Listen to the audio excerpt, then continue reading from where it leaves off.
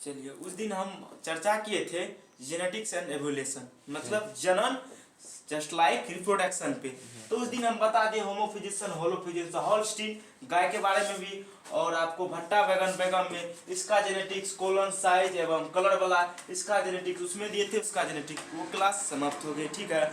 और हम जहाँ तक जानते हैं आप सबको भी समझ आ गया, बात सही है। तो आज हम बातचीत करने वाले हैं, आज का विषय है कोशिका यानी सेल।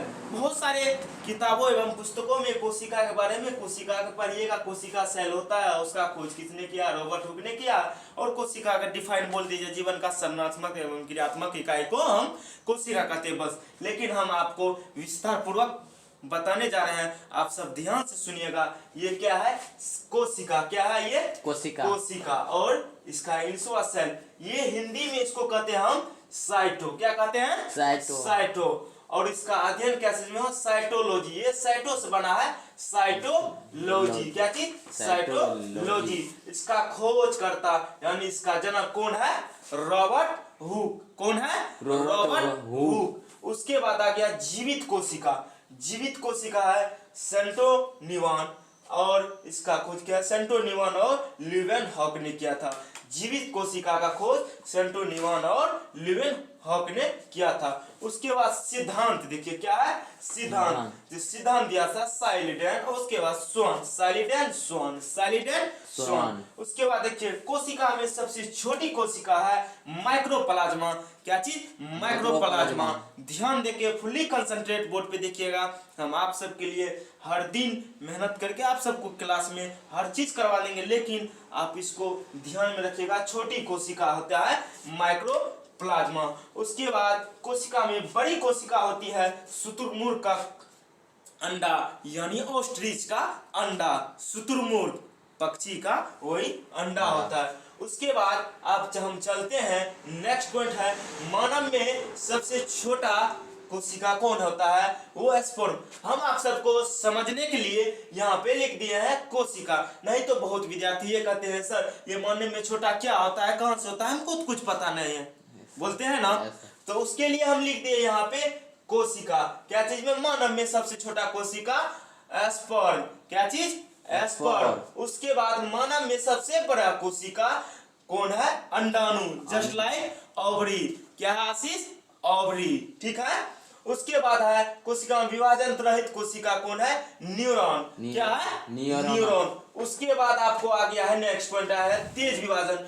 कोशिका में हर चीज हुआ, बड़ा है, छोटा है, लंबा है, उसका विभाजन भी तो होना चाहिए। विभाजन होना चाहिए। तो कोशिका में सबसे तेज विभाजन यहाँ देखिए लीवर का होता है। इसका सेल जो होता है, लीवर का सेल बहुत फास्ट विभाजित करता है, बहुत फास्ट इधर उधर मतलब अपने शरीर में विभाजित करते रहता है, बहुत फास्ट करता है। इसलिए अपना कहते हैं कैंसर कैसे होता है? बाबू कैंसर कोई रोग नहीं है, इसी का सेल डिवीजन बहुत फास्ट होने लगता है ना, उसी से कैंसर हो जाता है। उसके बाद देखिए जिस तरह हम पढ़ते हैं कोशिका से मिलके जीवन का संरचनात्मक एवं क्रियात्मक इकाई को कोशिका कहते हैं, उसी तरह उसका कोशिका से मिलकर बना है आपको टिश्यू।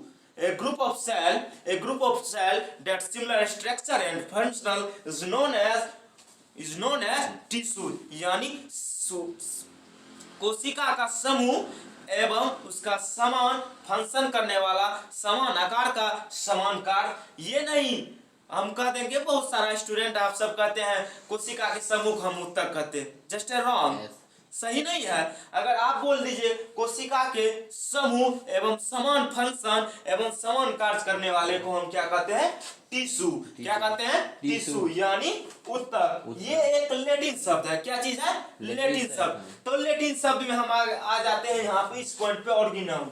ऑर्गेनम आता है। उसके बाद सभी टिश्यू मिलकर एक अंग का निर्माण करते हैं, एक ऑर्गन का निर्माण करते हैं। क्या चीज का? ऑर्गन का। तो उसके बाद आ जाता है आपका ऑर्गन से मिलकर बन जाता है शरीर, यानी ऑर्गन सिस्टम। ऑर्गन सिस्टम इसलिए बोलते हैं ऑर्गन तो मेरा तैयार हो गया, तैयार हो गया ना, बोलता है मेरा शरीर बन गए, हमारे शरीर बन गए, तो इसलिए ऑर्गन तो बन गया बाबू, अब तो शरीर निर्माण हो गया। अब तो वो फंक्शन करेगा, कार्य करेगा, हर चीज अपना शरीर का फंक्शनल करेगा, वर्कआउट करेगा। क्यों? तो सेल, कोशिका, टिश्यू सब चीज मिलके तो एक ऑर्गन शरीर का निर्माण हो गया। जिस तरह हम एग्जाम्पल के तौर में आप सबके सामने एक लिए समझने के लिए ईट। ईट बाबू माने ईटा। ईट से हर एक ईट जोड़कर एक दीवार का निर्माण होता है और दीवार से एक कमरा का निर्माण होता है और कमरा से घर का। तो घर में हम यहाँ फिगर बता दिए हैं समझने के लिए। जो उस घर का तो यूज कीजिएगा, घर में व्यक्ति रहेगा, घर में हर एक सामान जो उपयोगी सामान रहता है उसको धरते हैं ना। विद्यार्थी बुक सब धरता है एक कमरा में अच्छा से। हर टेबल, हर बॉडी पार्ट्स, हर जितना होता है सेल सिस्टम, जितना circulation system, blood circulation system, body parts ने हर चीज लगाते हैं ना कैमरा में, मतलब घर का उपयोग कर रहे हैं। तो इसी तरह जब ये कोशिका से उत्तक, उत्तक से अंग, अंग से शरीर यानी ऑर्गन सिस्टम बन गया तो उसका तो फंक्शनल अब होगा। तो हम सारी पॉइंट को आप यहाँ तक समझा दिए और इसी में हम बताने जाएंगे आगे क्लास में। यहाँ देखिए बहुत सारा चीज आता है, इसी के न्यूक्लियस आता है तो हम चर्चा किए थे, इसी में आ जाता है। अब इसका नेक्स्ट वन आता है कोशिका झिल्ली। क्या चीज आता है? कोशिका झिल्ली। कोशिका झिल्ली जिससे हम इंग्लिश में कहते हैं सेल मेम्ब्रेन। कोशिका झिल्ली को, कोशिका झिल्ली को बाबू हम कहते हैं, झिल्ली को हम कहते हैं सेल मेम्ब्रेन।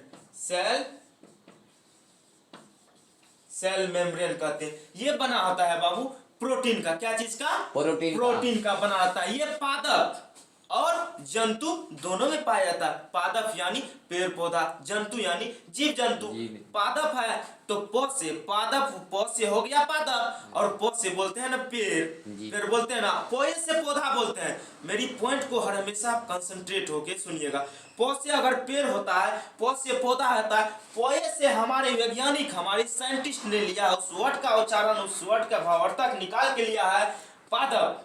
पादप और पादप से माना पेड़ पौधा में यही समान चीज का ये कोशिका झिल्ली पेड़ पौधा में भी रहते हैं। उसके बाद जीव जंतु में भी रहते हैं। जीव यानी जो अपने खुद को सरवाइव कर सकता है, जो खुद से कोई भोजन का निर्माण करता है किसी डिपेंड होके। तो हम जब जीव बोले तो जीव से ही जंतु आया ना। इस पॉइंट को समझने में कोई दिक्कत नहीं है। और ये भी बोले थे ये जो कोशिका झिल्ली आपका है, ये कोशिका झिल्ली है बाबू, ये बना है क्या चीज का? सेल मेम्ब्रेन का। क्या चीज का? सेल मेम्ब्रेन का। समझने में कोई दिक्कत नहीं ना है। अब देखिए इसका पार्ट झिल्ली। अब इसके नेक्स्ट पॉइंट आता है आपको, नेक्स्ट पॉइंट आता है कोशिका भित्ति। क्या आता है आपको? कोशिका भित्ति। कोशिका भित्ति। ये कोशिका भित्ति आया यानी सेल वॉल, यानी सेल वॉल। सेल वाल आया ना, सेल वाल आया ना। तो ये देखिए एक ओनली पार्ट जो होता है वो ये ओनली प्लांट में केवल ये पादप में पाया जाता है। केवल क्या चीज में पाया जाता है? पादप में। देख रहे हैं ना, ध्यान है ना ये बोर्ड की तरफ। हाँ, ये केवल पादप में पाया जाता है, केवल ये पादप में